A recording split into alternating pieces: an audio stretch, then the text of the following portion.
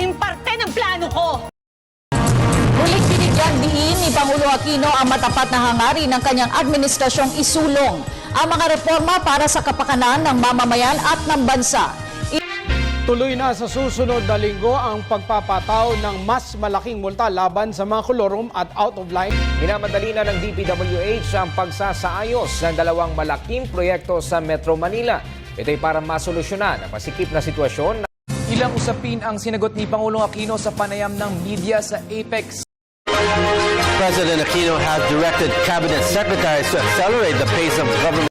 Nilinaw ng Malacanang na hindi lalabas ang ebidensya laban sa 5 police generals na umano'y sangkot sa... Sa iba pang balita, bibili ang Philippine Army ng high explosive ammunition para sa kanilang 105. Unfavorable weather conditions again disrupted salvage work on the grounded U.S. Navy minesweeper USS Guardian. U.S. Marine Private First Class Joseph Scott Pemberton was a no-show again on the second day of the preliminary investigation.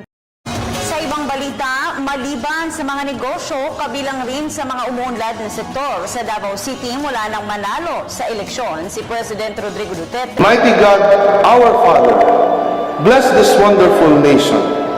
Protect us from physical and spiritual war, from fear and confusion, from separation and division. Be present to our leaders.